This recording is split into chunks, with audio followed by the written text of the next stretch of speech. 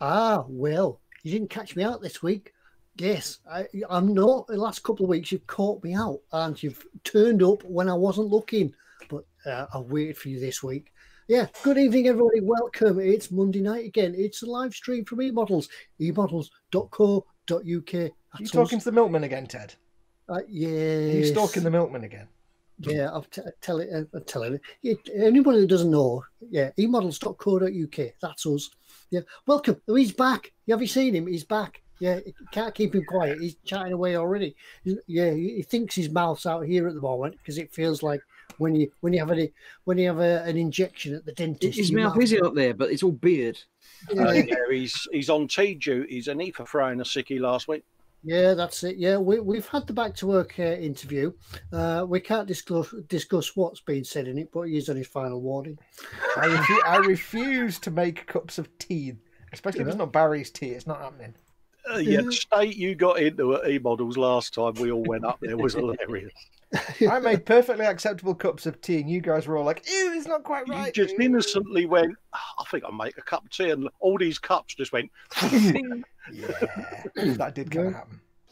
I forgot to use my inside words and use my outside mouth words. It's like watching someone do a press conference with all the microphones around. We're getting comments, and indeed I can see the video has stalled. The comments are still coming through, and the audio is still all right, apparently. Yeah, no, we've hung at this end. I think we're dead in the water. Yes, it's Fox's fault.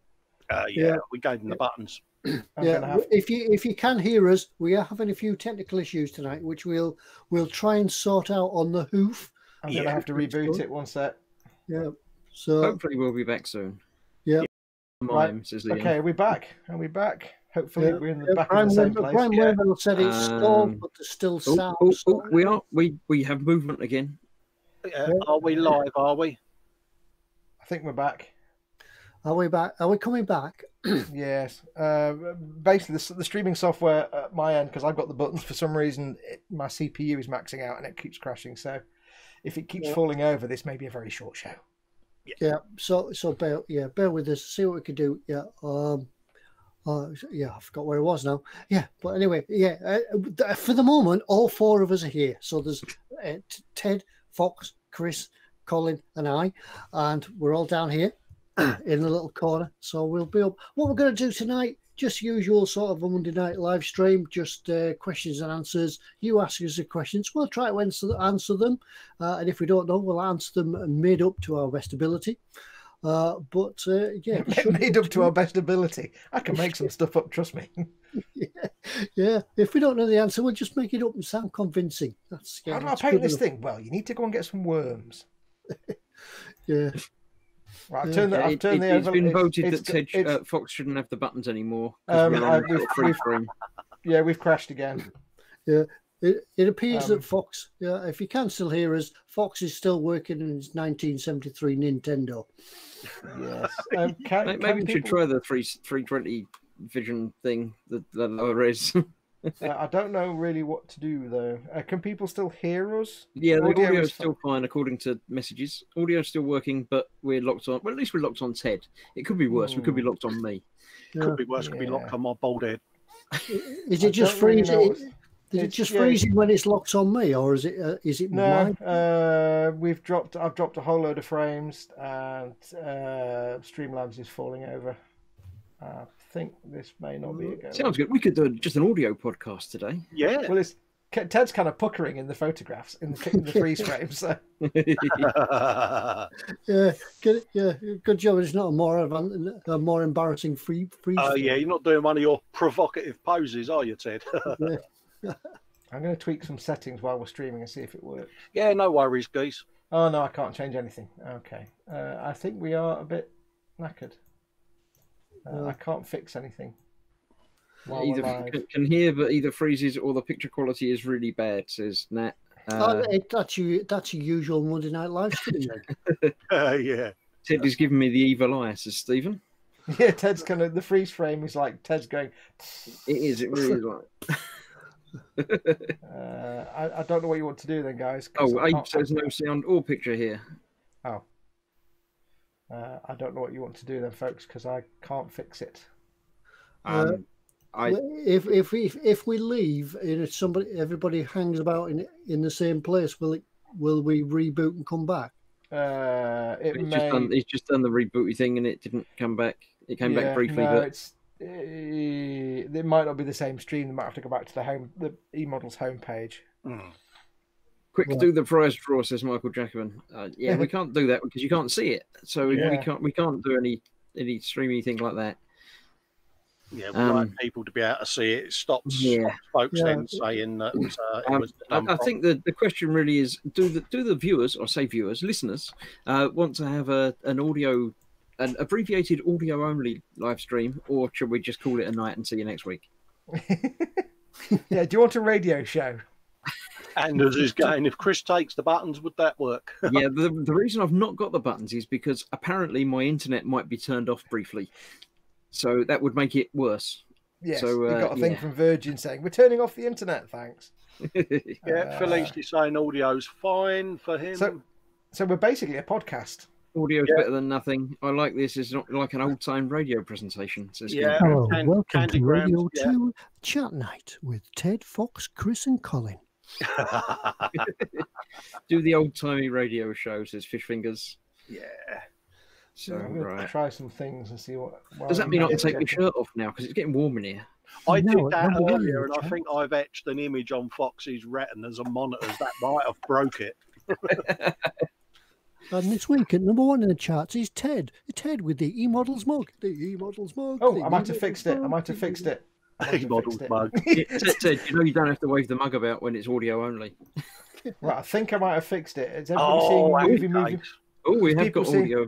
Video is moving as well. Yes, I found a setting. There's a setting. You legend. What was it, Foxx? Just for future reference, I'm back on the little screen. We're back. Colin or Chris will know what this is. If you go into the actual window capture, I've set the capture method was on automatic. I've set it to Windows Graphics Capture Windows 10 1903 and up. Yes, it was either that one or the other one I had to do manually. I can't remember which one. Hey, happy days. Right. Hello, everyone. Moving? Yeah, we appear to be back, folks. Hi, welcome to the eModels live stream on a Monday night. eModels, emodels.co.uk. Sorry, I'm just trying to catch up. And with this tonight, we've got Ted Foxx. It's like when the video buffers and catches up with it. We should be about the bit now where we're going across to Chris and saying, Chris, who's in tonight? Quickly. But there's been loads in there now. Just go through and just do it. Okay. All right. In the chat tonight, good evening and welcome everybody, by the way. In the chat tonight, we have Ian, Gemma, Dexterous Crafter, Eric, Ian, Eric. Oh, it's gone again. Crafter, Eric, video's fallen over again. But at least they can hear me still. Yeah, I'm going to go through because I've started, so I'm going to finish. Eric, Patrick, Abe, Dexterous, Abe, Dexterous, me, Skip Ted, Dexterous, Abe, Gross, Gemma, Gross, Modelmaking, Mayhem, Gemma, me, Mayhem, Sarah Jane, Bones, Eric, Ian, Gemma, me, Primetime Modelling, Sprue and Glue, Sarah Jane, Ian, Eric, Foxx, me. Hello. I'm not calling you. You are in the chat. Stop interrupting. Hello. It's going to take longer if you interrupt. Stephen Hill Harris, Paul Hall and Sarah Jane, Eric Graham, Stephen Hill Harris, Sprue and Glue, Sergeant Bones, Sprue and Glue, Modelmaking Guru, Sergeant Bones, Sarah Jane, Modelmaking Haggis, Skullfish. Yeah, well done. Yeah, Chris. Thank you, because I haven't got the buttons. I can't do it when I haven't got the buttons. And it seems to have frozen in a very appropriate place where you're just grimacing at the camera. Chris is going. That's how I do it. We have still Abe, Sergeant Bones, Speedy Q8, Sprue and Glue, Eric, Sergeant Bones, Modelmaking Mayhem, Speedy Q8, Abe, Skullfish, Sergeant Bones, Dexterous Crafter, Candygram from Mongo, Andrew Preston, Red Len, Festa 67's workshop. Was that before or was that during? I've got pictures back again, by the way. An overlap. Are we allowed to use finger words now? We're not actually on camera. No, I fixed it. Well, the cameras weren't working, were they? So I got away with it. Okay, yeah. Then we still have Plastic Monkeys, Sprue and Glue, Andrew Preston, Paul Lines, Dexterous Crafter, Sarah Jane, Sarah Jane, Sergeant Bones, Sprue and Glue, AJ. Modelmaking Mayhem, Cynical Steve, Dexterous Crafter, AJ, Dexterous Crafter, Eric Graham, Modelmaking Mayhem, Sprue and Glue, and Ian Thompson. Mayhem, Cynical Steve, Skullfish, Brian Windmill, Anders, Dexterous Crafter, Stephen Harrison, Sarah Jane, Primetime Modeling, Edward. And we're back again. We're moving. Yeah, I'm still going. Zadster, Carl Winch is here. That's the Modelmaking Mayhem, General Rollins, Sanders, Wayne Hayward. Tim Young, that's Donald McKenzie, Dexter's Crafter, Ian Thompson, Primetime Modelling, Phil Lewis, Stephen Hill, Harris, Anders Ericsson, Red Leno 8, that's the Model Making Mayhem, Ian Thompson, Tim Young, Candy Green from Mongo, Anders Ericsson, Osric 9000, Edric, Phil, me, Paul, names I've already said, other than Clarky, I haven't said that one yet. Hello. Phyllis, Brian Wimwell, Phil Lewis, Sean Cruz, Zadster, Michael Jackerman, Jamie Bone, Zadster, Gemma, EC Idaho, Zadster, Mark Coombs, full Paul Lyons said that already. Wayne done that. Michael Jackman done that. Lewis does that. I think everybody I've seen beat. Brian Wimwell, I said that already. Mayhem definitely said that. Candygram did say that as well. Preston, Phil Lewis, Fish Fingers. Phil brought it here to it must be getting near the bottom now. Ian, I saw a new name. Ian, someone, and it jumped. Just as I got a new name and it jumped. Sorry. Ian, somebody, welcome. Stricken Pig, Clarky, Modelmaking Mayhem, Ian Thompson, and Gaz Vickers. Didn't he do well? I think I'm going to go off and lay down. Yes. He got the lot. He got the lot. Yeah, I'm Brucey bonus there, Chris. Well done, mate.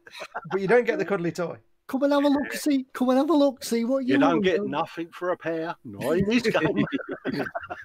I think we're back with the pictures, by the way, now. Oh, happy days, mate. Happy days. We're good. Yes. Yeah, but you said that before. I didn't believe you then. No, I think when I was explaining to Colin what I set it from, I think I accidentally put it back to the wrong setting. And you changed it to the other one that's different, the 7 one. Staff, couldn't you? We tried. No, I think I put it back to the original one by mistake when I was explaining to Colin what the setting was. Yeah, Candy says a magnificent dramatic reading of all the names of all the audience members by Gross. I didn't notice I'm getting lots of reports from that. Thank you very much. I think that's well done. It was very War of the Worlds, mate. I'm mightily impressed with you, mate. I thought I was watching Channel 4 Racing, and it's brown horse, red horse, and white horse in the lead. Brown horse takes red horse. Sprungler comes on the outside. It's on the inside out. Pointing the final show, and it comes Wayne Haywood coming up in the rear, and Mike Monkey making the show around. Oh, he's fallen at the fence. Sergeant Jones is down at the first fence, and he's coming around the second furlong now. And there's no stopping him when he goes, is there? I know. You just need the trilby, Ted, and you'd be done. Oh, mate, that's brilliant. Then getting one of those long overcoats. Yeah, to bring us to a more sombre time of the evening, we now go over to Festa for his factoid. Before we go, Brian Wimwell does say Foxx is not showing on the feed. I'm not sure if it was a complaint or just a Happy Times announcement. But Foxx has got the buttons, so he has to make himself appear on the feed, and he doesn't do that very much. Because it's a Google Hangout, it won't lock on me unless I click on that and you get me. Hello. So, yeah, it's the problem of having to use Google Hangouts. Yeah. Anyway, I think tonight you just got to be happy with what you can get. Yeah. Yeah. What? It's crashed again. Let me. Oh, look, it's got a nice picture of me scratching me back as well. Yeah. Don't ever basically give me the buttons ever again. Yeah. I'll try 8-bit Windows 7 and up. That's because he's got a wibble on, Ted, because you've put him on a final warning. That's what it is. He's misbehaving, isn't he? He's clicking them buttons so they don't do it. I think he's got a button there that he can press of inappropriate moments, like picking press it, freeze on it, so everybody gets a look.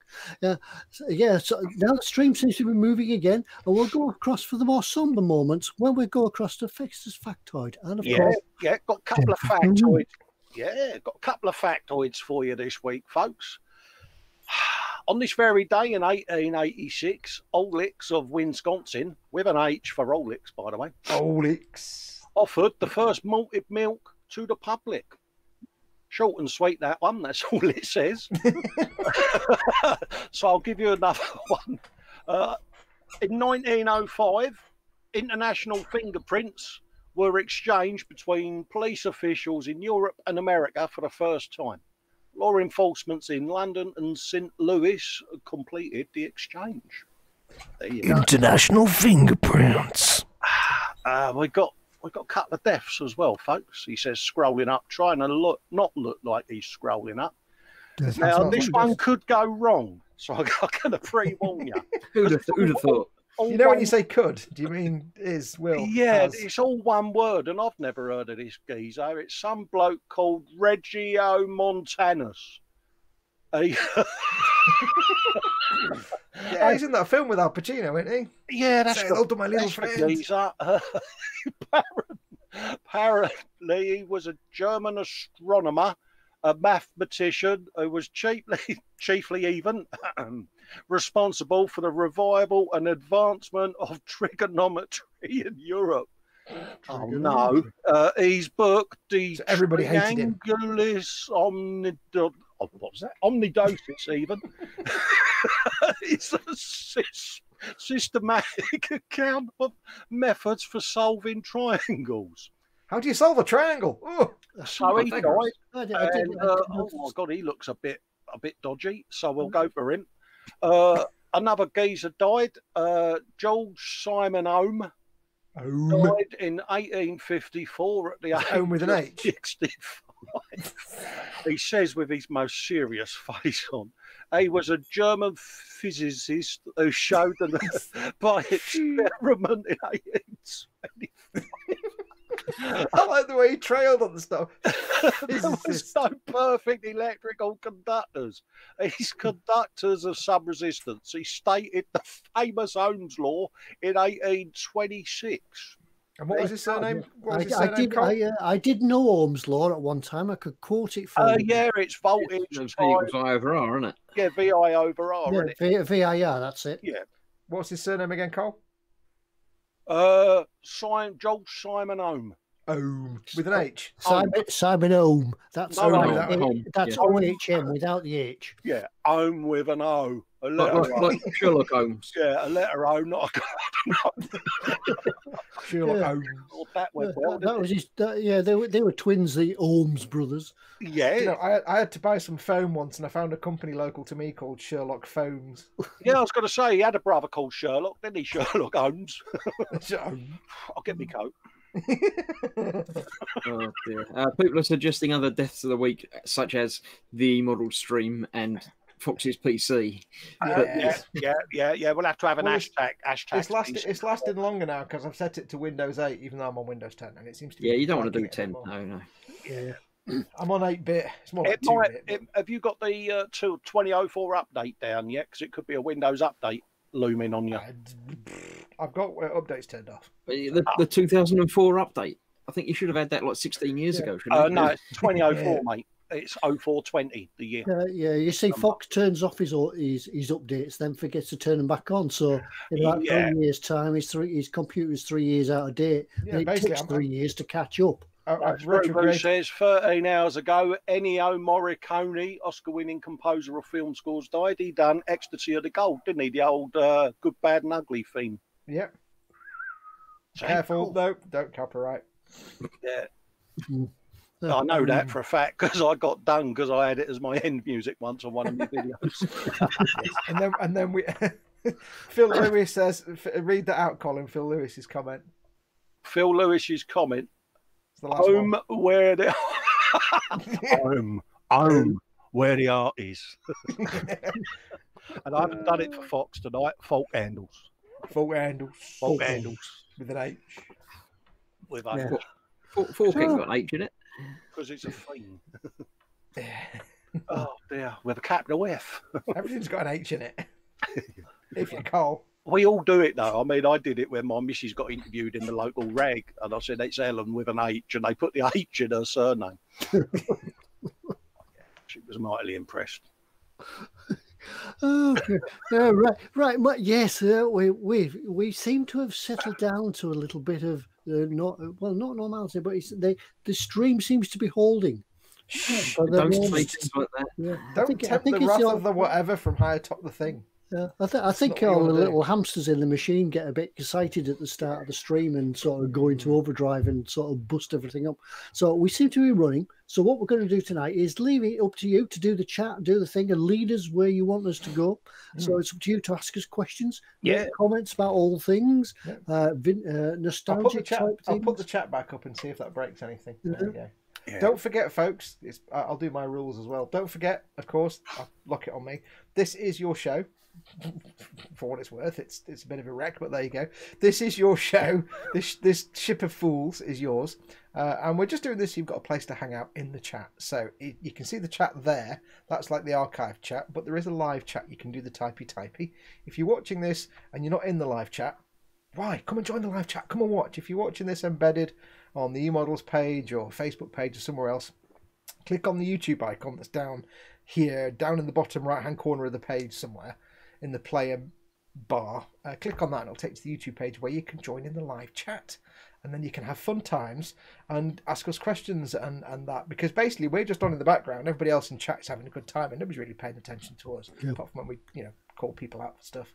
So do come and join the live chat. If you want to get our attention, we've all got the chat in front of us in various forms.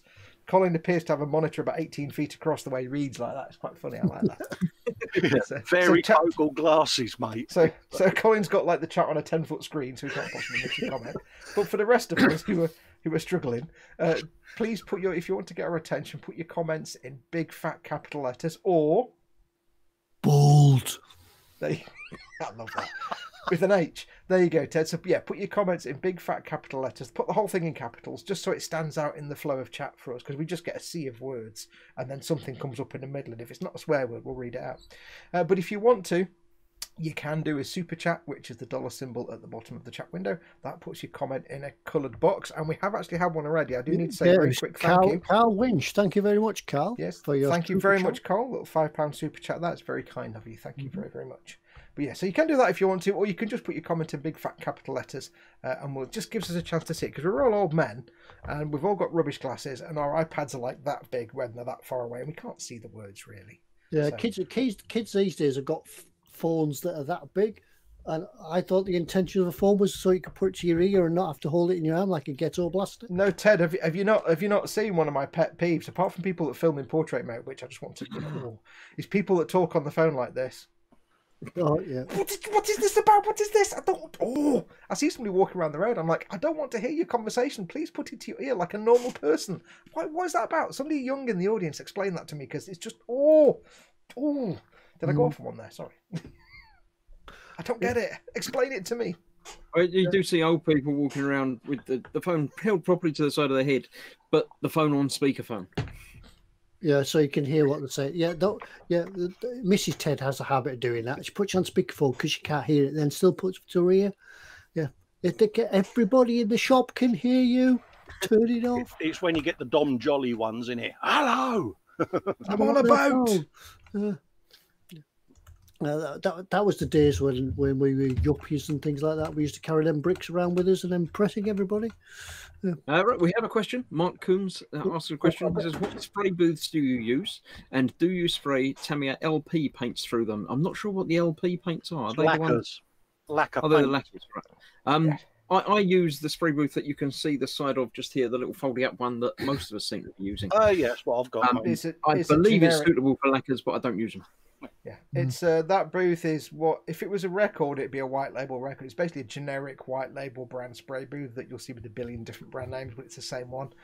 You can get it from eModels, of course. eModels have two spray booths, basically that one or the big expensive one, the professional one. I think Ted's got the extractorless one, hasn't he? Yeah, mine goes through carbon filters because I've got nowhere to extract it to. I've got no outside walls or windows, so everything gets sucked in there and goes through a carbon filter, a bit like the cooker hood above your stove. Yeah. That's what's happening. So, Ted has no outlet because he basically lives in a small box. Yeah. And mine is just the same thing that goes through an extractor that's built into my bench. So yeah, I've got the same one as Chris. Is yours the same as ours, Colin? Generic sort of no name. Yeah, It's kind of, it's like the compressors that most of us have got. It's the generic compressor that has a million different brand names when you look at it, but it's the same one. It's just it's basically an A186, isn't it? The silver on top of the tank. Yeah, and you'll find in modelling there's a lot of equipment like that. It's like a generic piece that everybody labels as their own. But yeah, I've got mine and it's set up just there on camera. Not looking at me, are they? Set up over there with the big tube going out the window, so I can when I use it just to extract it out. Yeah, mine's in the cupboard. I just dig it out when I need it. Drop the adapter in, and it vents out through the built-in pipes in the wall. So. Yeah, I find this one actually works quite well. It works so well, in fact, that the other week when I was spraying, I thought my airbrush was faulty because all the atomized paint was sort of going off to one side. Yeah, I thought it was blowing wrongly, and it was the extraction booth was actually sucking the paint away from the model. What you're saying is, Ted, that your spray booth sucks. Yeah, it's Here all week. I see what you did there. Yeah. Now, the important thing he says about the LP paints, if he means the lacquer paints, yes, any spray booth will be fine with lacquer paints. The important thing is, you have to have good ventilation in the room. If you're going to spray lacquer paints, you have to have good ventilation. Even if you've got a spray booth going out the window, make sure the windows are open anyway. If you're in a room and a house with other people, make sure you close the door to that room. And you must wear a respirator, not a mask, a respirator with filters and the mask and the Darth Vader noises. Lacquer paints are incredibly toxic. If you breathe them in, you'll do a lot of damage. So you must make sure there's good ventilation. And the reason to have the door closed in the room is because even when you finish spraying, what I tend to do if I've sprayed lacquers, I'll have the spray booth on, it goes out the window, I'll close the door, I'll do my spraying, I'll keep my mask on at all times, I'll finish spraying, I'll keep the extractor on, I'll clean the airbrush out with my mask on, and when I've finished, I'll go out the door, close the door, and I'll leave the room for an hour. Because even with the spray booth, there's still going to be vapours floating around, and they're nasty. So if you've got other people or pets or kids in the house, the door stays shut, and you leave the room when you've finished. You do not take your mask off till you've left the room, and then you don't come back in for at least now. Leave the windows open. Just be safe. You must have a respirator, not a dust mask. Dust mask is no use whatsoever. It's really advised to wear them when you're doing any spraying, when you're atomizing any paint, because the aerosol, the atoms go into your lungs, even with acrylics, unless you want plastic coated lungs. So yeah, it's up to you. So sometimes you'll hear people say, you should always wear a respirator, but acrylics are only water-based. They're not toxic. You'll be fine. That's the dumbest thing anybody can ever say. Totally agree, mate. Yeah. The only thing that should go into your lungs is air. Anything else is bad for you and harmful and toxic and dangerous. So yes, even acrylic paints. You should always wear a respirator anyway, but even more so for lacquers because they are horrible solvent-based. The horribleness. You don't just always wear it. Yeah. Anyway, staying on the subject of airbrushes and spraying and things like that, Abe Lincoln asks, his compressor has died. What would we recommend in the £300 to £400 range? He's using a SOTA and a Iwata HPC. For that sort of price range, you're going to find quite a lot available. I've got something out of the Sparmax range. Yeah, I was going to say a good Sparmax at eModels, wasn't it? Yeah. If you want to have a look at them, go along and have a look at the ranges that they've got on the website and choose something from there. And £300 or £400. That's your proper decent stuff. Yeah, that's as long as it's got a tank, decent length of hose as well. Yeah, with an H. It'll come. For that sort of price range, you're going to get a water filter as well and things. £400. That's the best ones you're going to get. Yeah. I mean, the one I've got is a little like £70, like I said before, Chinese no name knockoff type brand thing that you get here and there, and it's most of them are. But £300 or £400, that's what you get in your proper. Yeah, I've got one of the twin piston jobbies, you'll get yourself a very, very good compressor for that. Have a look through the menu. There is a menu option for airbrush. I don't know if there's one specifically for compressors, but there is a menu on the eModels site. I think it's under tools and accessories, mate. Yeah, but have a look. You'll have a good choice. You can either go for one of the top range ones, or you could go for one of the slightly less top range ones, but get a nice airbrush as well. So you've got a lot of budget to play with. That kind of budget, you can really treat yourself. Yeah. While we're still on the airbrushing sort of theme, Donald McKenzie says he's been having his face fitted at work for respirators because of the chocolate velociraptor. Did you know if you have a beard, you'll still be breathing in the paint as you don't have a full seal? Yeah. Quite likely, but it's going to be a lot less. So yeah. The trick with the respirator is get it as tight as you possibly can, especially if you have the face furniture. But the basic golden rule is if you can taste it, stop. Because it either means your filters have gone and you need to replace them, or you've not got a good seal. Now I've got in the habit now where I can get it really tight, and you kind of can get a good seal with a beard if you're careful. If you have a massive beard, you just screw it. Yeah, I tend to pull it sort of. Yeah. I mean, you're only going to be having paint not sprayed at you and not trying to get in, and it's not under pressure trying to get in or anything like that. So it's definitely beneficial to have a mask, even if it's not, a vacuum seal on your face. Yeah, but I mean, for the amount of spraying we actually do typically anyway, it's not the end of the world. If you were working in a body shop where you're in a spray room where the entire air in the room is basically made of paint, then yes, that would be a problem. When the kind of painting we're doing, it's not the end of the world, but yeah, Yeah, you need to make sure it's extra when I did tight. the painting, we used to have the over the head one with the big extractor pipe on the back of it, and you know. So. But that's in a professional spray booth. Absolutely, it's you like know, you're in there for hours, but you're not going to hours. use that in the modelling. You only need the full hazmat suit if you're doing, lacquers, or if you're going out to Tesco's. Yeah. Yeah, I mean, I used to work in, spraying cars and stuff as well. And as Ericsson's got a good one there, Fox, use Vaseline in the beard for a seal. Ew. But trying to explain to my wife why I've got Vaseline in my beard. Why have I got a bag for a Vaseline and a seal? Yeah, he doesn't mean an actual seal, does he? He means to, Mate, I'm just going to defer that to the other experts because I might get in trouble. You'd get some strange looks of the newsagents, wouldn't you, if you went in with a ring of Vaseline around you? Yeah, Abe Lincoln says it's an old miner's trick. Yeah, absolutely. Yeah. I can well believe it, mate. But that is the thing, though. With a beard, you just have to have it a lot tighter for what we use it for. Yeah, you're only going to be spraying for an hour, half an hour at the most, and you're in a room, and you're not in a completely. You're not spraying. You're not putting through liters and liters of paint through a spray gun. You're putting a small amount right against the suction vent anyway. So, just like the Vaseline idea is good, or if you've got a beard, just make sure it's really tight. That's going to limit you for spraying for more than 45 minutes anyway, because it's really uncomfortable. So, either way, it's a win. But if you can taste the paint, that's when you need to stop and plan something else, because that's the sign that your filters have gone or you've not got a seal, and that's where it's dangerous.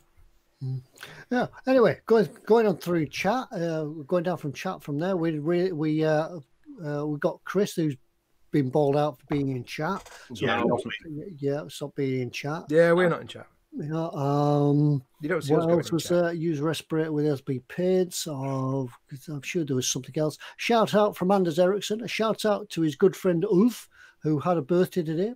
Happy birthday, Ulf! Yeah, happy birthday. I know he'll watch now, even if it was ages since we last had a chat. Good. And Anders, give Colin something to say to Ulf in your language of choice. What was his name? Ulf. Ulf. No, Anders needs to give you something to read in, I assume, Finnish or Norwegian or. Oh, cheers, mate. You rotter. Yeah. Ian says, or just spray outdoors. Yeah, that's not always an option, but it is certainly an option for some ventilation. Yeah, although you should I've been trying to spray the Titanic outdoors for ages, and it's either been too damn hot, too damn cold, too windy, or too wet.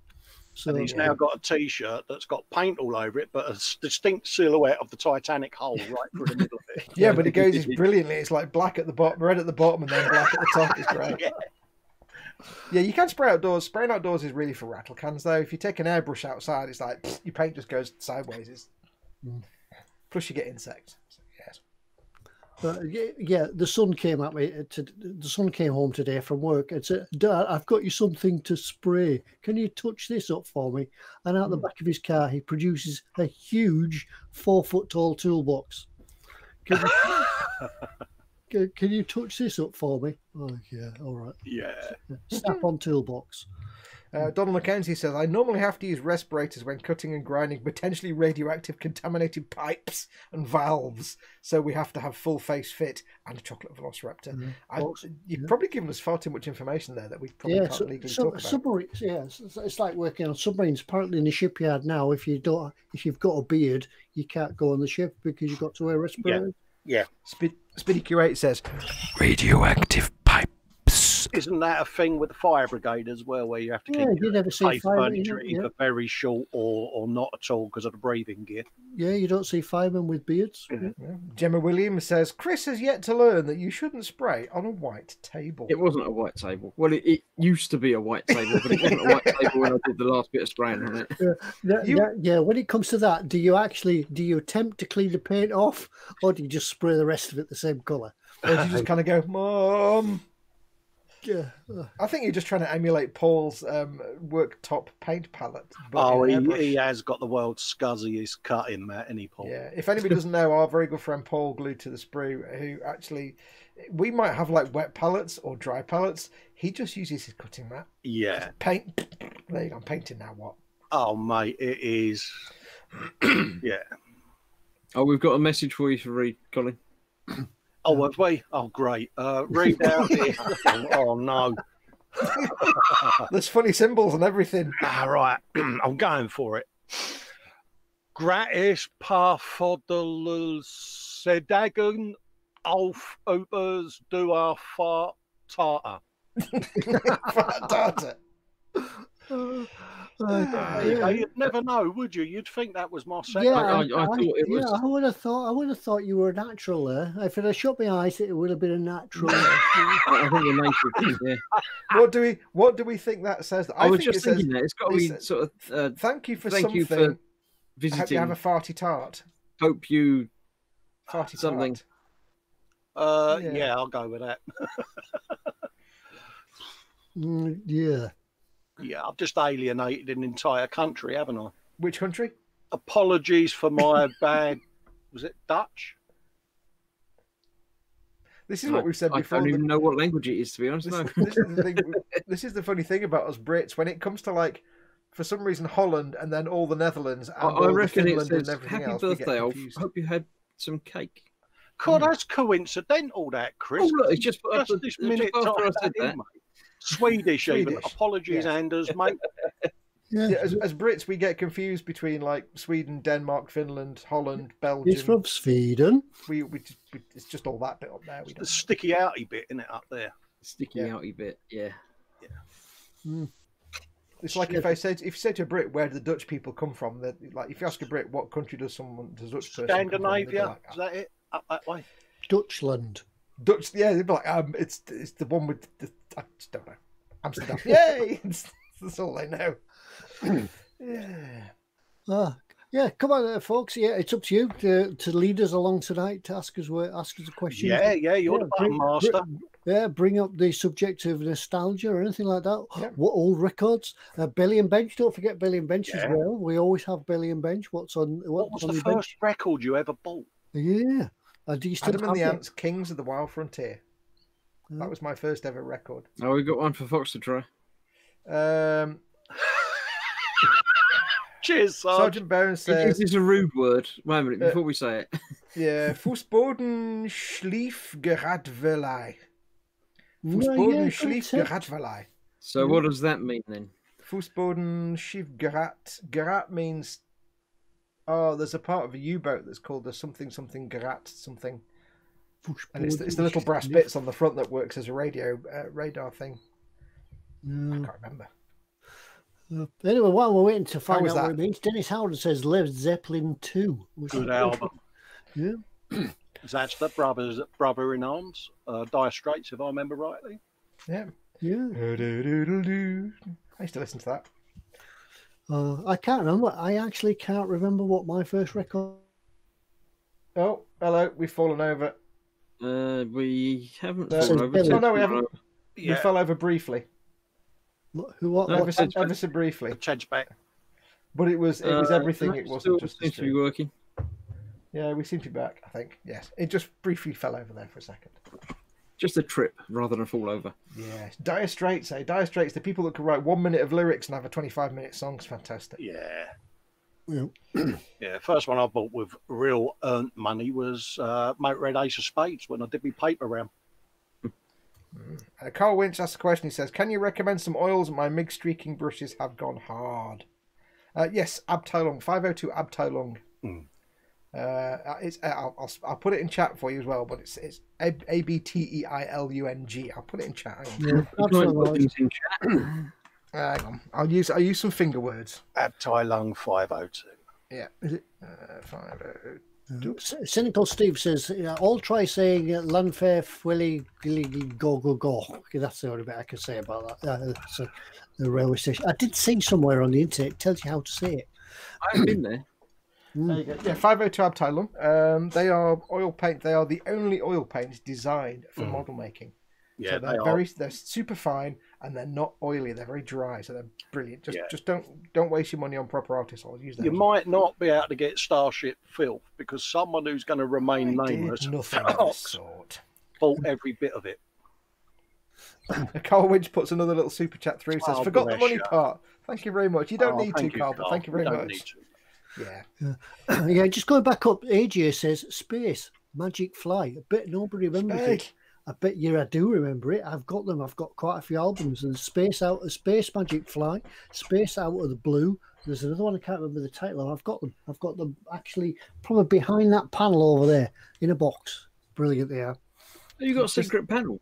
I've got secret panel. All these panels come off, and it reveals all the rubbish and junk and storage behind. Oh. Impressive.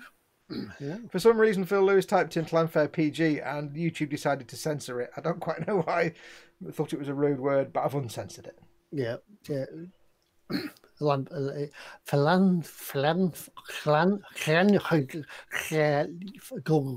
Sarge is saying Abteilung means a department. Yep.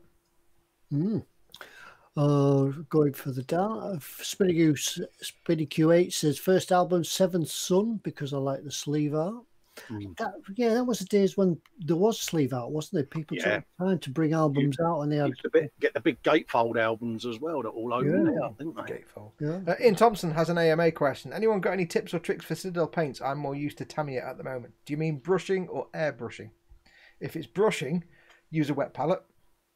They are the best, by far the best acrylic paints to brush with. If you mean airbrushing, you can use any traditional acrylic thinners like Tamiya X20A or the Iwata Medea thinners or the Ultimate Modelling Products thinners. Any acrylic thinners, you just need to thin them a lot more than normal because they're thicker than most paints. So get them to the consistency of skimmed milk. But they're really nice to spray with. It does say brushing. You just say what? Brushing. In that case, just make yourself a wet palette or get a wet palette. You don't have to, but they're perfectly. Just get yourself a nice brush and get a tiny amount of water, mix it in on the palette, and there you go. They're good for painting. They are the best paints to brush with, by far, in my opinion, my humble opinion. And just build up the colours in thin coats. Don't try and do everything in one thick coat. It's 2 thin coats or more. 2 thin coats. 2 thin coats. Yeah. So thin coats. 2 thin coats. 2 thin coats. 2 or 3 sometimes. Yeah, just remember that. I can't get it wrong now. And I wasn't even big on the screen either. Just remember, we can see you doing it. It's fine. Thin coats. Continuing down, a Fish Finger said his first record was Paul McCartney and Wings, Band on the Run. Bad. Oh no, I can't sing it. Sorry. This is torture because it's all these songs we know, and we're like, I can't if you sing it really badly, then it doesn't count, does it? Yes. No. Zata says most of his records were tracks taped off the radio. Yeah, Sunday night, Top of the Pops trying to stop the tape just before the DJ started talking so you could have a full... Says, I wish they had had a man on Pirates of the Caribbean. Didn't they have Keith Richards as he's dead? Did you say as his dad or as his dead? Dead. Yes. I thought you said as he's dead. No, he's dead. Nah. Ian Thompson, by the way, yes. One other thing you can do, go and watch the older videos on Warhammer. But it's not called Warhammer TV anymore. The Warhammer YouTube channel. There's a load of painting tutorials on there from the last 10 years. They show you how to use their paints. So watch Duncan paint things. Not the new stuff. Go back like 2 or 3 years. Some good tutorials. Painter. Yep. Can anyone confirm which Centurion was deployed in Germany 1948 to 52? Asks Dennis Howlett. Ted? I didn't know there was any more than one Centurion. I didn't know there was any different types, but that will have been about the time they came about. Because can anyone confirm which Centurion was deployed in Germany 48-52? But yeah, that will have been about the time scale for the Centurion. I didn't know there was any more than one mark. So we have no idea. Roman things, weren't they? Yeah. So basically, we have no idea. If anyone in chat knows, Sarge is in chat. He might know. Yeah. Don't forget, of course, we don't know everything. We have our own little, preferred areas of expertise that even though we don't know anything. So if you do ask us a question and we don't know the answer, chances are somebody in chat will know. If it's really obscure military stuff, Vincent's not in, but he'd normally know, or Sergeant Bones will know. So yeah, anything. You can ask us anything at all. And don't forget, it's an AMA night tonight, so you don't have to ask us just model making questions. You can ask us any question. As long as it's not politics and religion, we'll answer anything you want to ask us. Any questions at all about anything. Foxx will answer anything. Some of us have got some, levels that we won't reach to. But I'll answer anything, me. I'm cheap. Yeah, I've just jumped down the chat a bit. I do apologise if I haven't read your comment out. I was just trying to catch up on the chat, otherwise it gets on and on. We never get down to it. So I've got down to the bit where Carl's done it. Give us a £5. Abe Lincoln, Full Moon Fever by Tom Petty. That was Oh, it. good I album. do like the fact that YouTube censored Landfair PG, but doesn't censor Sex Pistols. It did. I just approved it. Oh, did it? Oh, okay. Hayseeds, Zada said Hayseed Dixie did a good cover of Ace of Spades. That I wouldn't know, but maybe Colin would. Very quickly, Michael Jackman says, I bought my Foresight respirator from eModels over 2 years ago. The filters have expired, but eModels doesn't seem to sell them anymore. And replacements are about £30 on the internet. Can you help? I'd give a shout to the guys at eModels. Give them a call or fill out the online contact form and just ask them. It may just be they haven't got any in stock, if they still stock them, or they may be able to get them for you. Yeah, I think what it is with the face masks and PPE at the moment, stocks are being sort of diverted to the more needy. So like hobby stores and things will come. Be where there is a bit of price gouging going online for them sort of things at the moment. It's like webcams and that. Everyone's charging double for them. So I've got a spare set of filters. I've got my filters and spare set for my 7000, and I hope they'll last me a good year and a half. So I'm fine. But yeah, give them a shout, Michael, to see if they've got. They say maybe that they still stock them, they just haven't got any, or maybe they don't no longer stock that, but maybe they can get some for you, or they can suggest something else. Well, carry on down. Where were we up to? Does anybody know where we're up to in the chat? Anders Ericsson. Go on. Oh, go on. No, go on. Sarah Jane, first record was Ring Ring by ABBA. Oh, ABBA. Yeah. Ian Thompson Everyone says, moans about it, but we all know an ABBA record, don't we? Oh yeah, we'll all bop out on the dance floor. Ian Thompson asks, what's your PIN number? Yeah, it's not a PIN number because number's the N in PIN.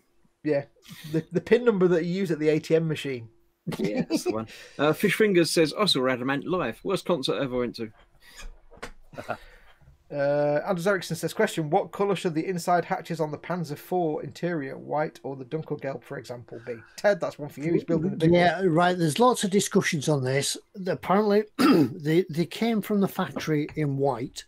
They came from Mars. They came from the factory in the interior colour. However, that being mostly white, when they were open, they became a bit of a target, or they could be spotted, which I find that a little bit hard to believe, but never mind. And they say that the crews painted them in the camouflage colour of the outside, or they just became white and very grubby and dirty from being used. So, yeah, there's no real... they probably stuck out like a blind cobbler's thumb when they was white. Yeah, they would have done when they were brand spanking new and really shiny and things like that. But it wouldn't take so much. It wouldn't take very long to dirty them down or things like that. But I can't remember what colour I did mine, actually. I think I did mine white. I left them white. But yeah, there's lots of schools of thought. You'll go on any Facebook forum and ask that question. You get loads of different answers. I assume if you're locking it up, you can't actually see them at all anyway. Yeah, most of the time the people will be in the tank, and if they saw an aeroplane above or anything like that, they just shut the hatch and down they go. So it's like the discussions you get online about what colour was the laughing sawfish on the U-boat, the dust boat U-90. I forgot the number of it now. U-96, U-92, whichever one it was. Some people think it's black or green or blue, and nobody really knows for sure because there's no real colour photographs. But that's another one of them conversations that there's always somebody who thinks they know, but nobody actually knows. We have a question from Fish Fingers. What's the best concert you ever went to? Right, I've been to a few concerts. I think the first concert I went to was Gary Newman. I saw Gary Newman concert. He did Cars. And then one of the best concerts I've been to, just because somebody was selling the tickets and we said, "Oh, we'd have that." We went to the Scissor Sisters. Have you Ted's shocking me now. You ever heard of it? You ever heard of that group? Now, the Scissor Sisters, we ended up right at the front in the mosh pit. And was this last year or? This wasn't that long ago. Yeah, it wasn't. AC/DC Donington Park for me, mate. Yeah. Did a bit of crowd surfing and I've only ever been to. I don't really do music like songs and stuff. So I've not been to any like rock concerts. Although I did go to the Jean-Michel Jarre concert when it was at Man City Ground, like in 1990 something. It was garbage. Even though I love Jarre, it was terrible. It was chronology and anyway. But the best concert I ever went to, or live band gig thing, was going to watch Ted Heath and his band. In What, their the last Prime ever- Minister? No, the other Ted Heath, the band leader. Ted, you should know. It was like one of the last ever performances. I think by this point Ted Heath was obviously long dead, but the rest of his chaps were there, and it was one of the last ever performances at the Free Trade Hall in Manchester. It was amazing, nice, great, smooth swing and jazz. It was fantastic. And the guy on the drums was like 8 foot tall. He was in his 70s, and he was drumming like a fiend. I mean, he puts like heavy metal drummers to shame. This guy, Yeah, like that Muppet. Yeah. yeah, but this is proper jazz drumming, so it's all freestyle intense, and this was like, and it was great. It was just like, Oh, now that's one genre of music I can't stand is jazz, especially trad jazz, as they call it. Make it up as you're going along, isn't it? It's not, well, this was more kind of swing and big band. Because Ted Heath was more swing I've and only big ever band. been to a couple of concerts, but the best one was went to Roxette, Oh, right, yeah. a bit of pop. So, yeah, that's quite good. Who else do I see? I've seen Brian Ferry in concert. I've seen Orchestral Manoeuvres in the Dark. Yeah, so we used to be a bit of a concert goer, but it's good. Yeah, I think I went deaf at Motorhead. I think I can blame Lemmy for my hearing loss. Andy says Jean-Michel Jarre Docklands. Yeah, it was that era, but it wasn't Docklands. It was the one where they played at Man City in Manchester, and it was the Swatch tour, I think, and it was when Chronology had come out, and Chronology was garbage. I'd started to go off genre at that point because after Rendezvous, it all went a bit downhill. So, yeah, it was like I think it was like 1990, 92, something like that. There's lots of comments coming in about concerts. Donald Surbiton- McKenzie says Jeff Wayne's War of the Worlds live is always a good show. I've heard that about that. where are we at? Oh, just a reminder, Fox, you've got your mini Watts in store, haven't you? Oh yes. Oh yeah. And don't forget, folks, if you're watching this, why did I say that? Obviously, you're watching this. If you're not watching this, then you won't know this, and you won't hear my words. We are doing the draw for last week's giveaway. Yeah. Remember, we're giving something away. I can't remember. So make sure to hang around till we do that. Otherwise, you might win and not know. It's an airplane kit. Just as Like well, and subscribe. just as well you said that, because I better load up last week's show, wouldn't I? Do. Yeah, that would help, wouldn't it? That's what I do, though. Yeah, so if you haven't already, go across to last week's show and put a comment on the bottom. You should be too late if you go and do it now, but remember to come back to us. I've got no idea what the criteria was, so just put any comment. Just make sure it's family friendly, because we might want to read it I think last week's question was, what would be your specialist subject in Mastermind? Yeah. Oh, that was it. We had the quiz last week, so what would be your specialist subject in Mastermind? Oh yeah, Space dinosaurs. Last week, Fox. Hey? How did you do on the quiz last week? I got many right in most of them. In fact, all of them. I got all of them right, completely all of them, everything, because I've enormous brain. Yeah, because you watched it on catch up and played it again. Yeah, that's right. Oh yeah. Got them all right the second time round. Well, the third time round, really. But yeah. Also, a very important question. We haven't asked it yet. Bench and belly. We have asked it. Have we? We've answered it as well. Yeah, we asked Bench and Belly ages. You've not been paying attention. No, it's like last week all over again. He's not really here. You said that. I didn't say that. I didn't say that. And no attention to his co-presenters. It's water in that. Water. Fish Finger says Ted in a mosh pit. It'd pay money to see that. Yeah. Oh yeah. It was good. It was really good fun. It's got this image of Ted doing pretty hard rocking air guitar. Paul Horner says to Ted, if you don't like trad jazz, don't go near improv jazz. They play all different tracks at the same time. I am a bit partial to a bit of Jeff Beck, I must admit. He can make a guitar talk, that guy. Yeah. Oh. Nah, it was more swing. It was more big band swing for Ted Heath and stuff. I quite like a big band sound. Yeah. It was the one and only time I actually heard Swinging Shepherd Blues live, and it's just as good live as it is not live.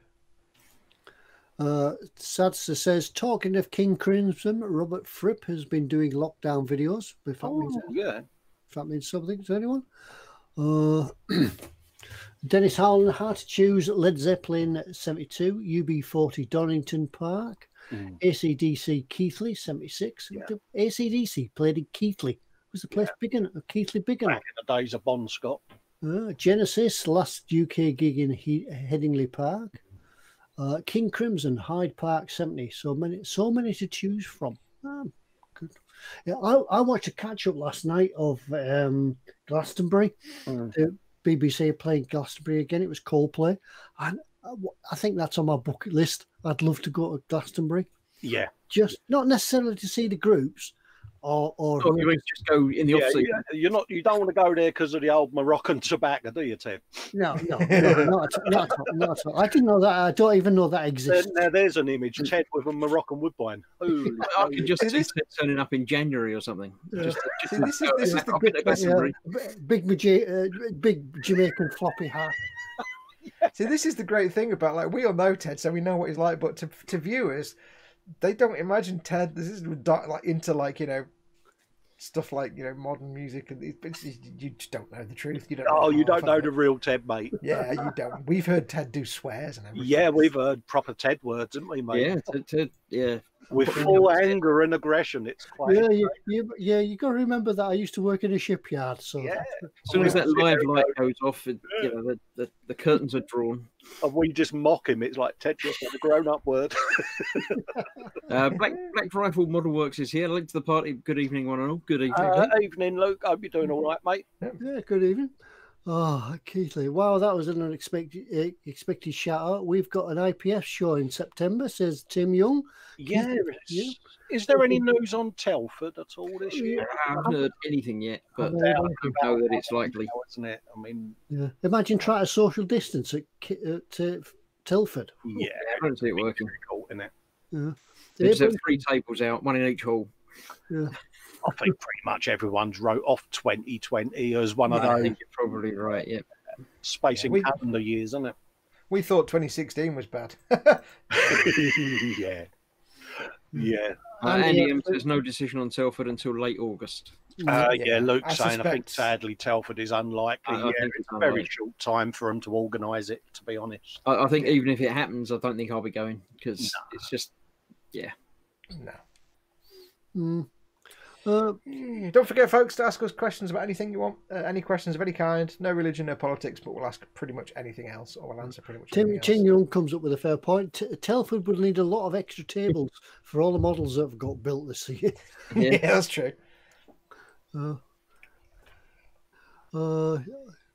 Aaron said he did a crazy thing. He was at a Metallica concert before he got to liking them, but Queensryche, and the support, and I got there only for them. Left the concert before the main act started. Andy M says, I believe contractually Telford can't be cancelled because of large financial penalty.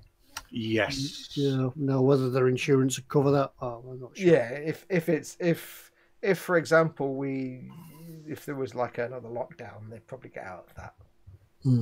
If it was mandated by the government that these kind of things weren't happening, they're not going to be held to that contract, I would guess. Apparently I'm looking very fuzzy, but I can't help that. I apologise for my fuzziness. Yeah. He's going to get his hair cut when he can get to his local hairdresser. Yeah, no, it's getting a bit long. No, it's not that long. Yeah, has anybody else been for their first haircut? Didn't you notice, Ted? Yeah, mine's still a lockdown haircut, so it hasn't grown out yet. So I think it's about time it changed colour again, isn't it, Ted?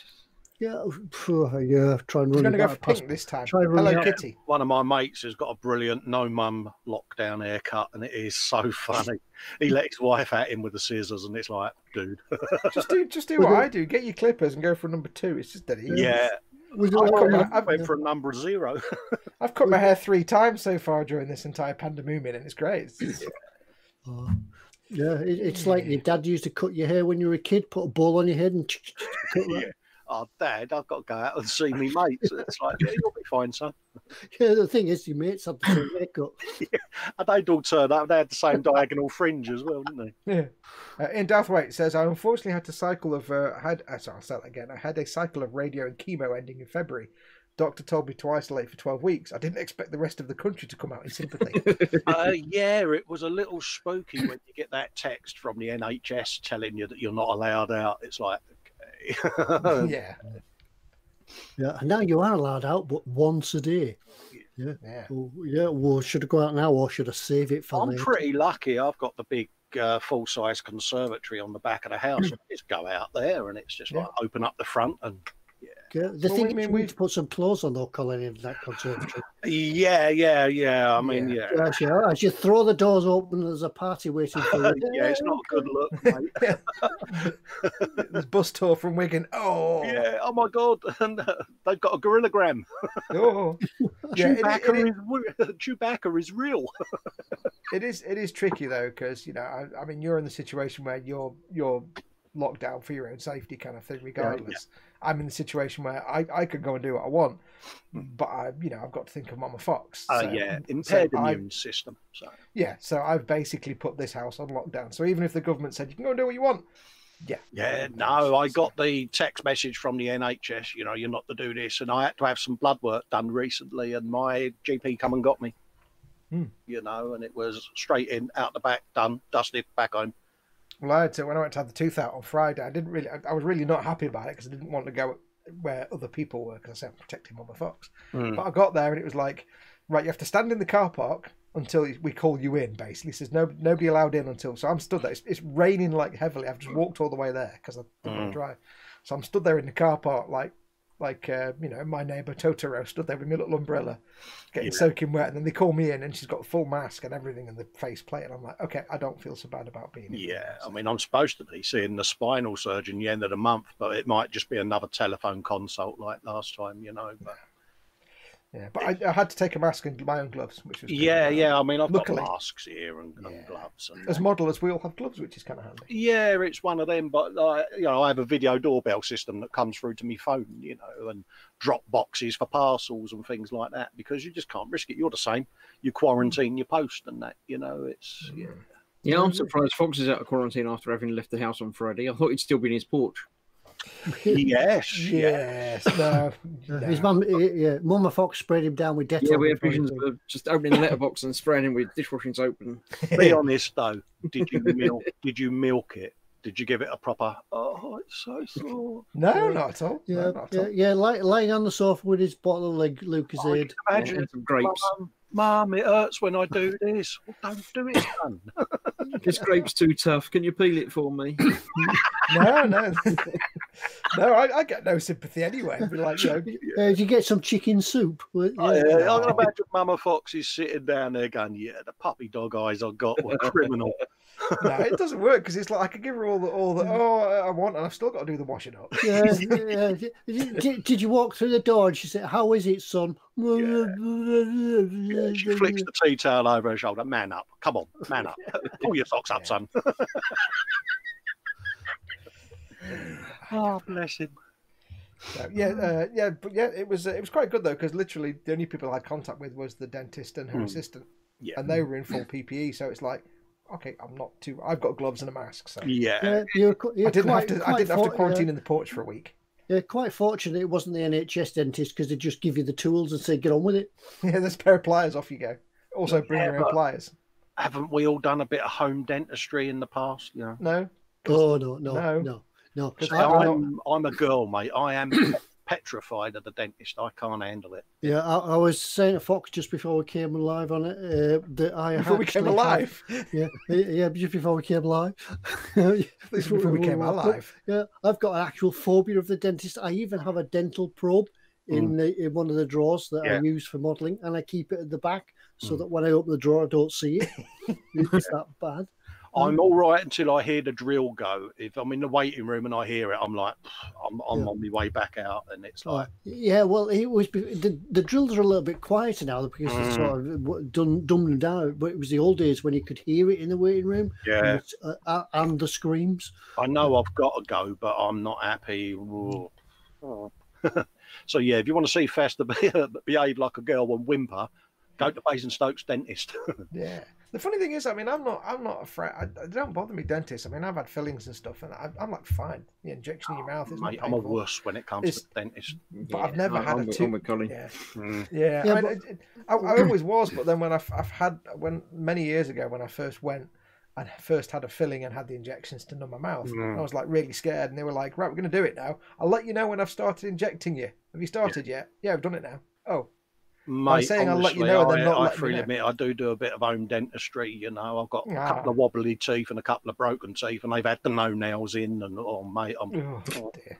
I'm But no, it's terrible, fine. mate. I can't handle it. Fine. The other thing with dentists that hurts just as well is the bill. Yeah, that's the downside. Yeah.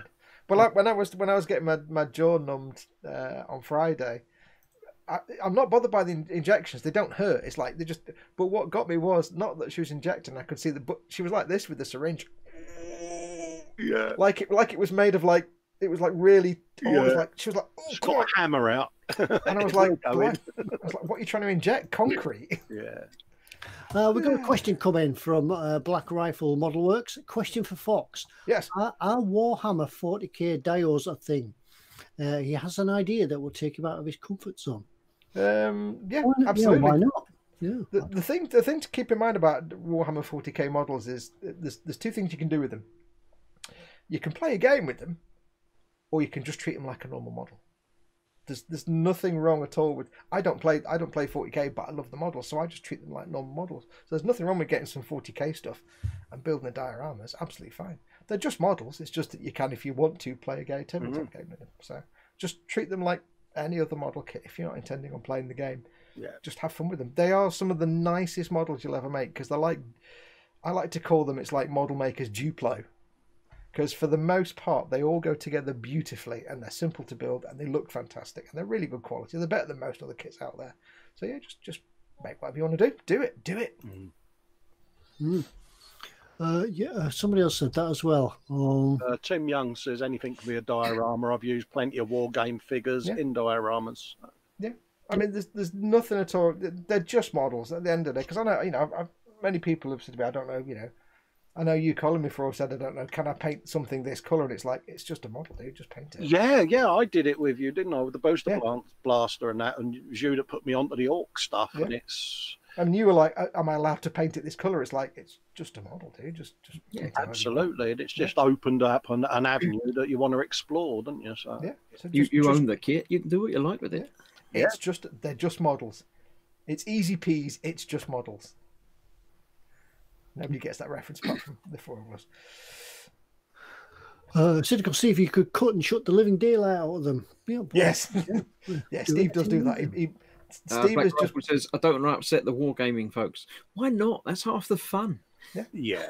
At the end of the day, it's not going to upset anybody because they're just models. And at the end of the day, the people that actually play the game, you can upset the wargaming folks. It's perfectly all right. Absolutely. They don't mind. I had it when I did the cat Yes. bits. I thought it was going to upset the Star Wars fraternity, but at the end of the day, people from Star Wars actually liked it, from that community. So you have to remember that the majority of people that actually play the game probably don't paint things that well anyway. So if they see a well-painted model, their model in a diorama, they'll be like, "Oh, that's awesome." Yeah.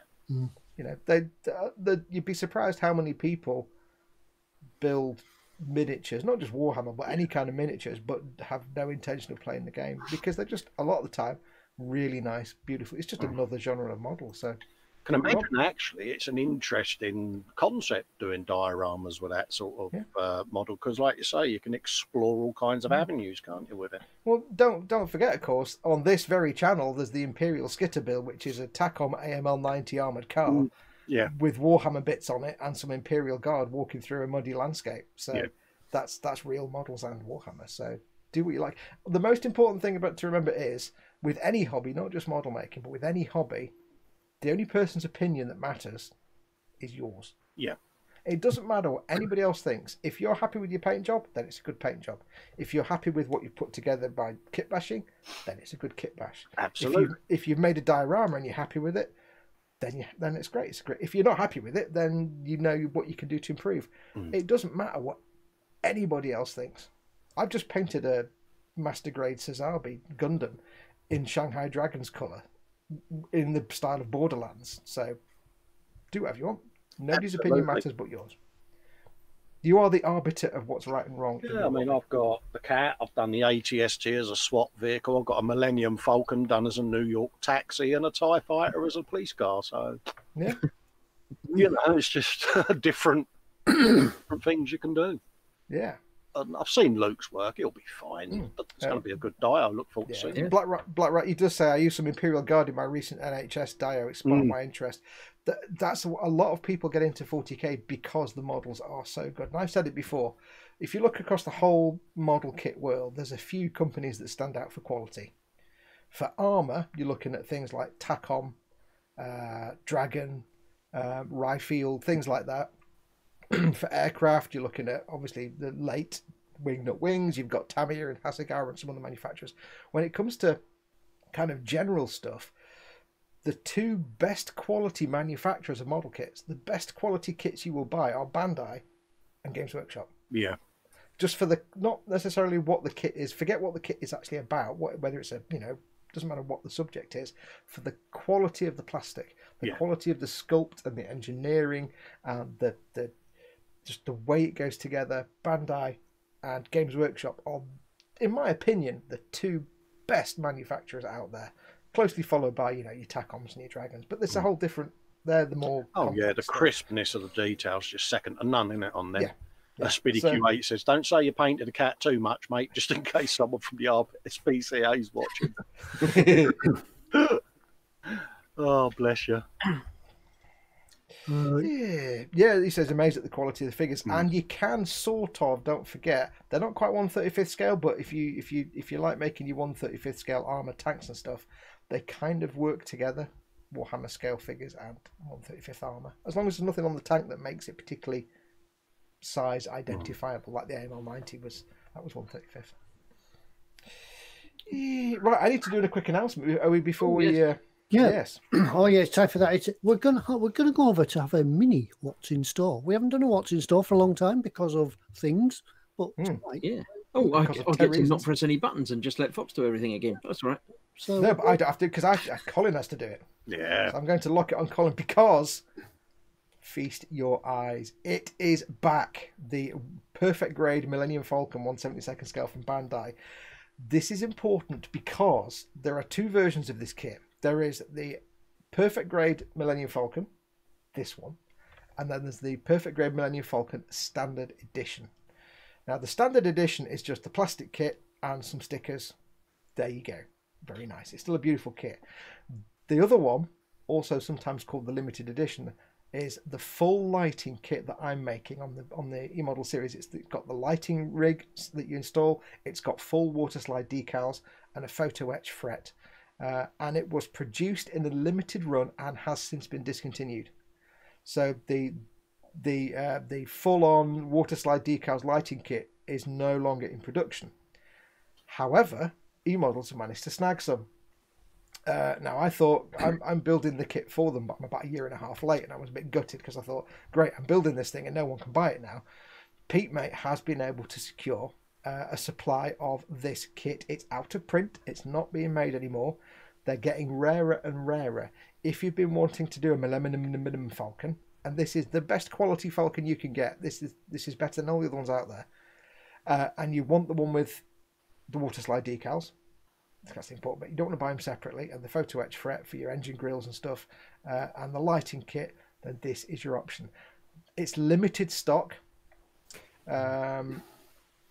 I think he had a man in a sheepskin coat turn up outside the store. It's the growl of the Falcons, isn't it, at the end of the day? And I'm just scrolling through some of the photos there, Fox, as you're talking, and it's stunning, isn't it? I mean, it is the most accurate and the best Millennium Falcon kit there is available. It's vastly superior to the Revell Master Series, which is the original 5 molds. It's superior to that. It's more fun to build as well. It's actually a really nice, relaxing build, even though it's lots of tiny parts. And it also has the water slide set. They don't have the regular one, the Standard Edition, in stock, but that comes with stickers and so on that you wouldn't use anyway. But if you have been wanting to get yourself the best Falcon, now is the time. It's limited stock. They are making moves to acquire the entire UK stock of them. I'll just leave that there. I'll leave it as that. That's what I'll say about that. I won't say any more about that. But they have a limited stock of these. Once they have gone, they probably won't get any more because the kit is no longer in production. It's a sort of kit that I think that once eModels sell it, it'll reappear on eBay at twice the price. Yeah, exactly. So, I mean, I I'm mean, looking at that. It's absolutely beautiful, isn't it? oh yeah. I mean, you start looking at these on places like eBay, and they are like 600, 700, 800 quid because it's out of print. It's discontinued. Bandai aren't bringing it back. It was a limited edition, limited run. You can buy water slides and stuff separately, but if you just want to get it all in one go, this is your chance. Is that So, Part count there, or the part count, it's not as much as you think. It's about 700 or 800 parts, 900 parts. It's not. I wouldn't say it's as complex as build as the Fine Molds Falcon. There's a lot. It's a lot of it's real streamlined and quite simple, but it is a fun build. I've actually had a great time building it. So, that's what asks. Is there any detail? Is there a detailed kit for it? Interior detail. You can. There's no official one, but there are aftermarket interior kits and stuff. But it's already pretty detailed anyway. You've got photo etch in there, haven't you? So your photo etches for the rear engine grills and the little grills that go over the top of the escape hatches, and for the strip that goes around the cockpit tube. Yeah. The cockpit is, whichever whichever version of it you go for, you can get aftermarket cockpits which are a bit better, photo etch cockpits. yeah, you can get some enhancements, can't you, for it? But Yeah. for that price, with what you're getting, you can't argue with it, can you? Yeah, I mean, that is the right price for that kind of kit, to be honest. And like I say, this is an out-of-print kit. It's not being made ever again. eModels will be hopefully snapping up the entire UK stock. So if you've been wanting to get one of these, I don't know how many they've got right now. And once they've gone, they've gone. So if you're hoping to get one of these, but you don't want to have to suddenly hunt down decals because you've got the standard edition, snap it up. It's in stock now. Hopefully it'll be in stock for a while. Slap it in your basket. Yes. So there you go. I don't know how many they've got right now. They are hoping to get more to boost the number of stock, but if ideally they want to get as many as they can, because once this is sold out, it's like the Dora.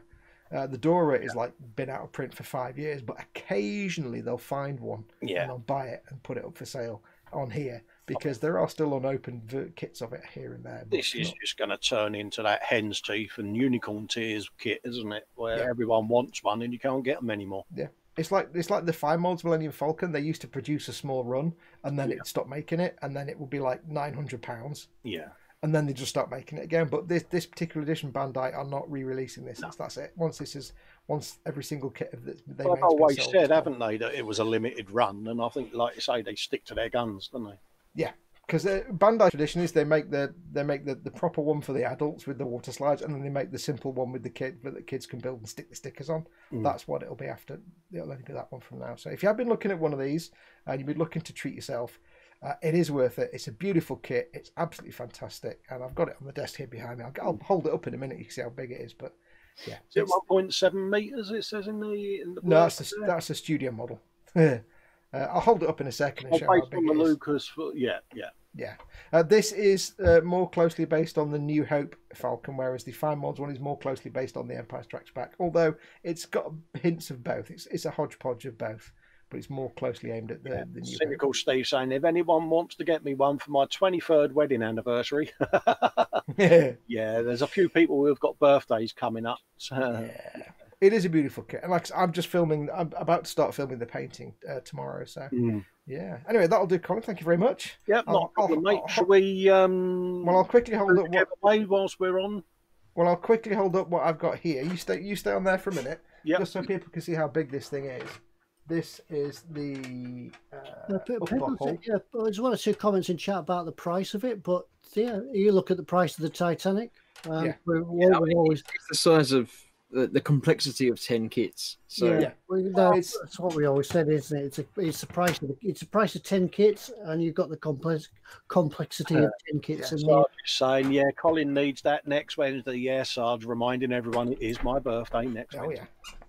It's a premium level kit. It's one of those kits that, the more complex and the more parts and the more effort that went into manufacturing it, the more you pay. That's why, like Ted says, that Titanic's 500 quid because it's 4 feet long and it's got 1 billion parts. The Dora is 500 quid because it's the world's largest plastic model kit.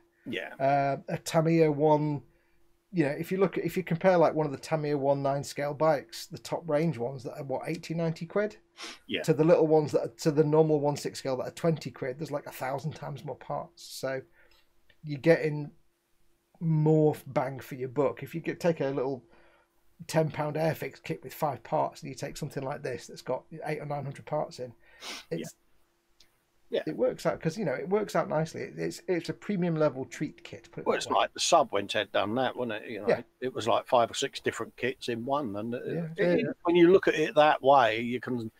It's like any of us, you sort of go, "Oh, 350 quid for a kit's a lot of money," but breaking it down into what you get. Yeah, when you put it side by side with the Revell £20 snap fit Falcon, and you think, yeah, that's garbage. This is awesome. It's like consider it to be. I mean, the cockpit's virtually a kit in itself, isn't it, Fox? Thank you very much. Yes, at least the cockpit's at least 6 episodes to build. But it's like saying why is this Ferrari more expensive than this Fiat Multipla? Well, it's 2 different things. So absolutely, it's a top tier model. It's worth treating yourself. It's one of those things you can treat yourself for. It's one of them Grau kits, isn't it? We've all got Grau kits on our list. Oh yeah, and it's cheaper than an iPhone. Put it that way. Yeah. Anyway, yes. What was next? Anyway, yes. I'm still locked on you now. Oh right, okay, mate. Yeah, we got the giveaway from last week's, folks. Which was... So we're into the final countdown. If you want to enter this competition, go across and enter it now. You got the chance to win a 148 scale English Electric Canberra. Look at the size of the cockpit on that painting. You realise how big that model's going to be. Yeah. It's just a nice looking plane. It's unusual. It is, isn't it? And it's got that nice retro styling, doesn't it? It is nice. I wouldn't paint it that particular colour. But... So, you've got a couple of minutes to go in, because I shall go on to last week's show, and there's Ted looking rather fetching in his imitable way. Oh, you didn't pause it at an embarrassing moment. No, because I'm about to refresh it so folks can see that it's been refreshed just before their comments go in. So there we go. So if you haven't put a comment on now, you're SOL. So there you go. So I'm just going to copy the URL. You can still enter, but your vote might not be counted, but we're still charged. Well, you can't enter now. In there. Oh, the random YouTube comment picker that randomly picks comments from YouTube. So I've loaded the comments. And shall we go? Bosh.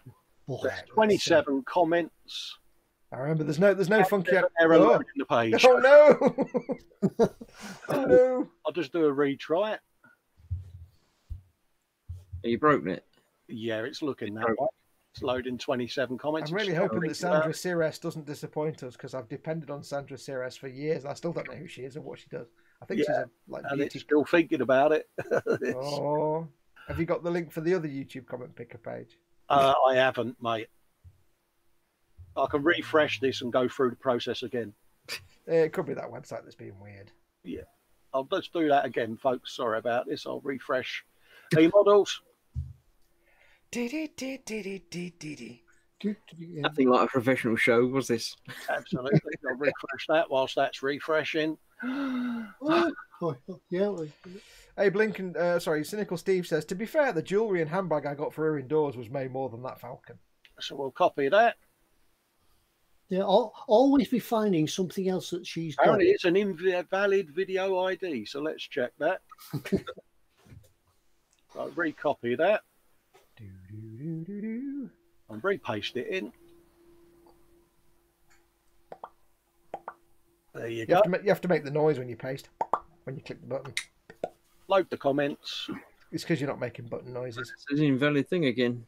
Yeah, it's not happy, mate. It says invalid URL, mate. Mm. I'm not sure what's going on there. Hang on. Tell you what. I've got it up here. Let's try. Okay, let me lock on Tedward then. Yeah, no worries, mate. Sorry about that, folks. That's all right. Your end, Ted. I shall try. I'll clear some of this stuff off and then do a share screen. Yeah, it's probably that website that's having some issues. Yeah. Sandra Sires or Chires has let me down for the first time in 5 years. Yeah, I don't have another comment picker, I'm afraid. While we're waiting, Patrick Stachewski, welcome Patrick, says apparently Tamiya decals must be used with their special decal solution, because if you use normal solution, they will not conform. You ever come across that? I've used Microset and Microsol. Yeah, I've used Microset and Microsol on Tamiya decals. It's never had a problem. Come on, enter the YouTube URL, paste that in there.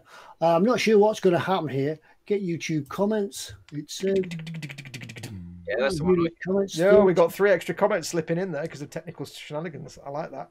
We ready? Scroll down a bit. There you go. There we go. Ignore all the adverts, folks. You don't want to see them. Is it beyond there? Oh, No, up a bit, up a bit. Up There there. you go. Oh, there. Yes. Oh, let me lock it on, Ted. Hang Start on. raffle and random pick winner. Sure. Should have we? 3, 2, 1. Go. Boom. Tick, tick, tick, tick, It tick, tick, shuffles, everybody. Shuffle.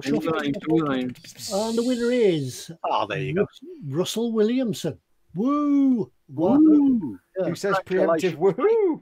Yeah. So yeah, if Russell Williamson is watching the stream tonight, well done. Let us know who you are. If you are watching and catch up, just email to Ted at eModels. eModels. I'll start again. Ted at eModels. I forgot. It's on the top of the screen, Ted. It's on the top of the Ted at screen. eModels.co.uk. There you go. Top left of the screen for the I viewers. can forget his own email address. Hello, it's Ted from. Oh. Yeah, it happens. It happens into the stream as well. So I'll stop screen sharing. There you go. So yes, well done, Russell Williamson. Drop us an email. We'll need to know, or well, I say we, it's not us, it's eModels. We don't work for eModels. You'll need to include your name, obviously, your address, because we need to send it somewhere, and just in case the courier needs it, your phone number, because some couriers want phone numbers. So your name, address, and phone number, and send that into ted@emodels.co.uk, and then we'll forward that on to the guys at eModels, and they'll send you that kit out. Just, well done. Confusion. It's not the Falcon that you've won. Yeah. It's the plane. Focus. Yeah, but don't forget you can put the Falcon in your basket, but it's not Yes. yours till you check it out. Yes. Anyway, Patrick Straczynski said about the Tamiya. He says apparently you have to use the Tamiya setting solution on Tamiya decals or it won't work. I haven't ever had that problem. I've used Microset and Microsol on Tamiya decals, no problem. They are thicker than other decals, so they are quite a pig sometimes. But I've never had a problem with Microset and Microsol. Have you guys ever struggled? Or... Did their own decal solution even? So Yeah, I've used Set and Soul. I've used the ultimate decal solutions on there. I've not had an issue, mate. Yeah. It's... Tamiya decals can be tricksy sometimes because some of them are quite old and thick and some of them are quite thin. Yeah, so... the cartograph ones are nice. They go on pretty well. They're the best. Cartograph is just the best. You know, they're lovely decals, they are.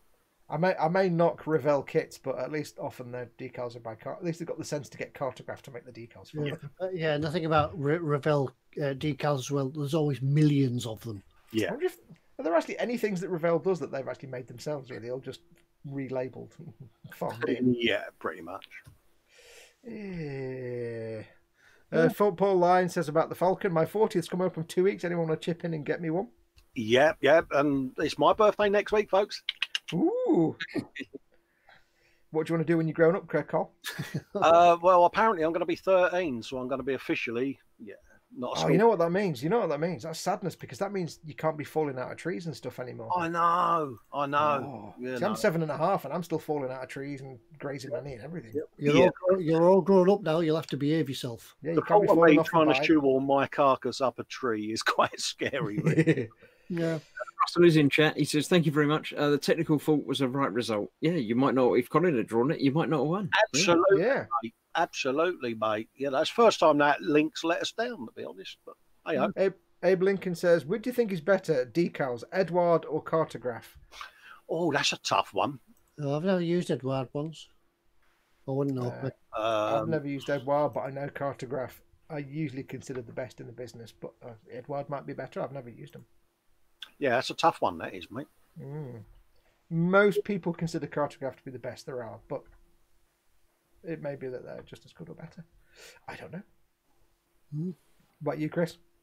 I don't know that I've used very many Edward decals, so I can't really comment. But yeah, Cartograph have been great, all the ones I've used. So yeah. Can we do an Edward World War One plane live build? Says Patrick. None of us really do planes. no, and they're Ted's the only one that's built planes around here. None of us are really plane builders. I do have an Edward Messerschmitt BF 109 up there. I've got one in my stash, but I think it's for me to give away, not for me to actually build. So I can't touch it. Ian Thompson says, "Yeah, boys don't grow up; their toys just get bigger." Oh yeah. Speedy Curator says the only decals I've never had set and Soul Touch are Academy, which are the thickest and worst in the world. I think they needed napalm. Are Academy even around anymore? I don't know. To be honest with you, don't hear of them much, do you? Tim Young says, I like this. He says, does anyone else like a decal sheet with the name of the model on so you can transfer it onto the display base? Yeah. Fine mold Star Wars kits were perfect for that because it was done on the decal sheet, like snow speed, and it was like perfect for putting on the base. No, I don't think I've ever put mine on display bases anyway. So, Speedy Crate says, old Tamiya decals aren't great, but Set and Sol work on them. Some bike kits are very wraparound, but it works. Yeah. If you watch Tony's Yamaha build on this channel, he shows using Set and Sol on the decals on the Alberto Rossi. Is it Alberto Rossi? Valentino Rossi. Valentino. Who's Alberto Rossi? Yeah, same bike figure and kit that I've got. Yeah. Yeah. He shows getting the decals on the helmet, and it takes coat after coat after coat after coat to get them to bed down, but it gets there eventually. But it's because they're old decals. And who's Alberto Rossi? Valentino Rossi. No, but who's Alberto Rossi? Where did they get that from? Probably a footballer. Hairdresser or something. Me and Tony had many a good fun chat about the crash helmet decals on the Rossi rider. Oh yeah. But yeah, with Tamiya decals, it's probably just that they're Tamiya decals and they can be a pig. Can I ask a football question? Go on then. And I hate football. I have no interest in sport. But bear in mind, you're talking to a West Ham fan who knows nothing about football. I know, but this is more for the chat then in that case. But here's what I want to know. Why is Jose Mourinho and not Jose Mourinho? That's just the way that he pronounced it. It's probably because I pronounced his name when he first came over here. Say it however he wants. Yeah. No, I always wondered if it's supposed to be Jose Mourinho, but he just realised that stupid British football fans can't pronounce it, so he just says, yes, it's Jose, there you go, whatever. I just wonder. I would be asking the question, what does his mum call him? Probably don't want to know. If his mum calls him Jose, then it's Jose. Yeah, because I want to say it's Jose, because it's Jose, Jose, which is... You'd say Jose, or would you just say Jose? With an H, with a J. Jose, with a J. Say it, Cole. Jose with H. No, it's not. Do Jose with a J. Jose with a J. It's not Spanish. Yeah. Jose. Jose. So it is actually. So it is actually Jose. I did wonder then. Yeah. It was just more curiosity because I'm like, is that just us being ignorant, or is it actually Jose? Perhaps he's Jose because he's special. Because it's the thing. Yeah, because it's a thing, isn't it? Yeah. Spanish and Portuguese have different pronunciations, apparently. Yeah. I thought my name was you with an H up until I was about 12, because that's all my mum used to call me. Oi, you. You with an H. Yes, people are saying it's Portuguese, not Spanish. There you go. I just wondered, I've no interest in football, but he always used to like, why did you... Yeah. His interviews are comedy gold, though, when he does them. Oh, mate. Well, with that shocking question from Foxx on about football, I know it's that's almost like me and you talking about Warhammer, Ted, isn't it? It's rare things, isn't it? I didn't think Fox's football question was going to be, what's football? Yeah, or what's the offside? That would be my second question. No, my second question on football would be why? Or any sport, why? Do you like sport? Yes, why? Yeah, football, yeah. Sport's really boring. 22 millionaires kicking a bag of wind. Absolutely. I don't understand why people like sport. It's just so boring. Well, well. Anyway, it's about that time again. So time to wrap up for the evening. We've had a fun and fact-filled evening. We nearly didn't get here, but we got here in the end. I've learned a setting for the streaming software. Woohoo! Yes. Which seems to work. Yeah. And we seem to have fixed Fox's computer, so it might work. Crashes. Yeah, nothing crashed. Chris is still with us, so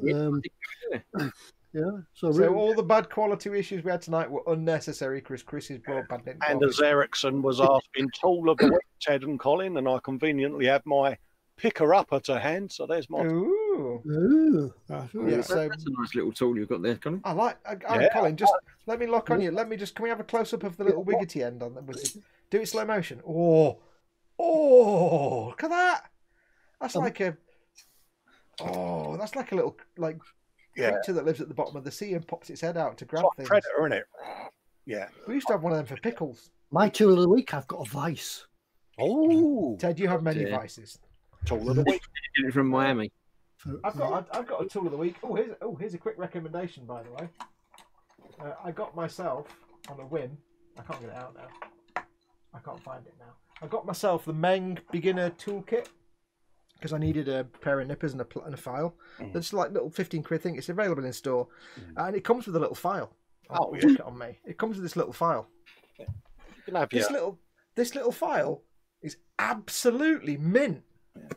It's absolutely mint. One like So like the one I've got, is it a diamond file? I don't know. It's just I mean, I've got other files. But this one is like it gets rid of nubs really nicely, but doesn't leave lots of scratches. It's the little Meng. I think it's called the Meng beginner toolkit. It's like a knife. Is it like got grit on it rather than a sort of a file? That looks so wrong, you doing that, Ted. Yeah, it looks kind of grit. It looks like it's got grit on it rather than. Yeah, it'd be the same as this one. It's a diamond file. Yeah, but it's absolutely mint because it's like a lot more gentle and smooth, but at the same time aggressive. So yeah, the kit is like a knife, some nippers, this file, and some spare blades for the knife, and some tweezers. The tweezers are quite nice as well. So yeah, check out that kit. That file, just for that file alone, the little set was worth it. I'm feeling left out that I didn't have a tool prepared, so I've just found one. I've got a great tool which is useful for holding things together. you can wrap it around things, and it just holds things together. It's really cool. That's one of those material retaining devices that I've heard much about. Yeah. Variable format retention structure. Yeah. Don't forget, you've got a wonderful drinking tool there, just in front of Arnie. What? You've got a wonderful drinking tool. Drinking tool. This one. Yeah. Yes. What is it, Ted? eModels mug, eModels mug, eModels mug. Is that it? Good night time now. That's it. Yeah, Ted needs the red pill, doesn't he? That's all you're getting for tonight. So good night, folks. Thanks for joining us. Oh, I've got the buttons, haven't I? I forgot about that. Yeah. Take care, everyone. Oh, you melt. Hang on, I've got to find the button.